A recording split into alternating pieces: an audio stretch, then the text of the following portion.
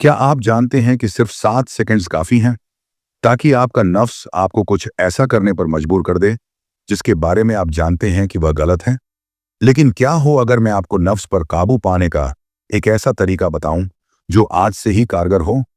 आज हम एक ऐसी जंग के बारे में बात करने जा रहे हैं जो हम हर रोज लड़ते हैं, अपनी ख्वाहिश के खिलाफ जंग।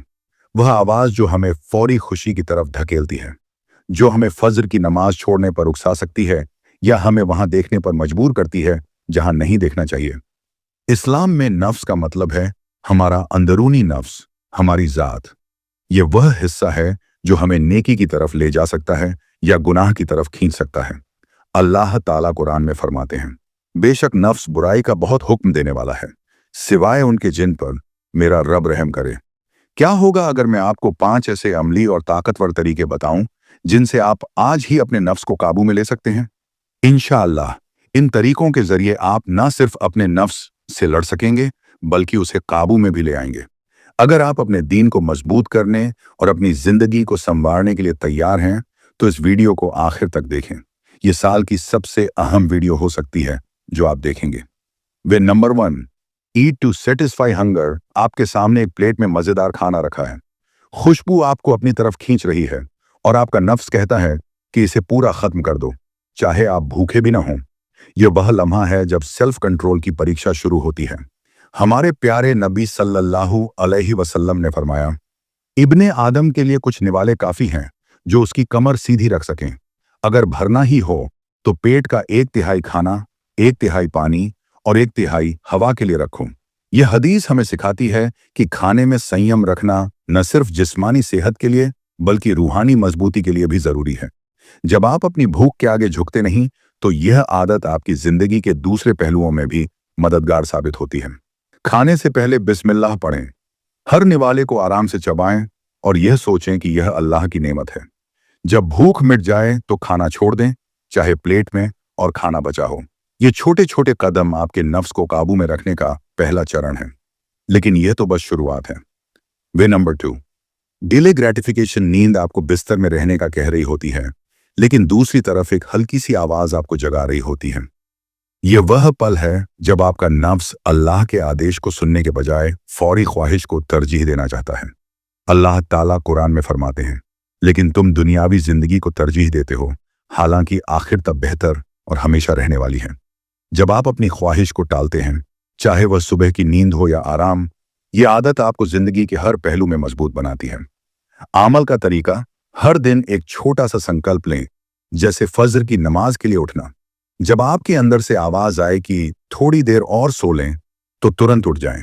यह अभ्यास न केवल आपकी आत्मा को मजबूत करेगा बल्कि आपके नफ्स को हराने की ताकत भी देगा। वे नंबर 3, एम्ब्रेस सिंप्लिसिटी। आज के दौर में जहां हर कोई ज्यादा हासिल करने की दौड़ में है, सादगी अपनाना एक बड़ी हिम्मत का काम है। हमारे प्यारे नबी सल्लल्लाहु अलैहि वसल्लम ने फरमाया, मेरी दुनिया के साथ ताल्लुक उस मुसाफिर की तरह है जो एक दरख्त के साए में आराम करता है और फिर आगे बढ़ जाता है। यह हमें सिखाता है कि दुनियावी चीजों से हमारा ताल्लुक अस्थायी है। ज्यादा चीजें हमारी जिंदगी को पेचीदा बनाती हैं और हमें उन ख्वाहिशों के पीछे भागने पर मजबूर करती हैं जो कभी खत्म नहीं होती। अमल का तरीका, अपनी जरूरतों और ख्वाहिशों के बीच फर्क समझें। गैर जरूरी चीजों को अपनी जिंदगी से हटाएं, अपने दिल को इन ख्वाहिशों से आजाद करें।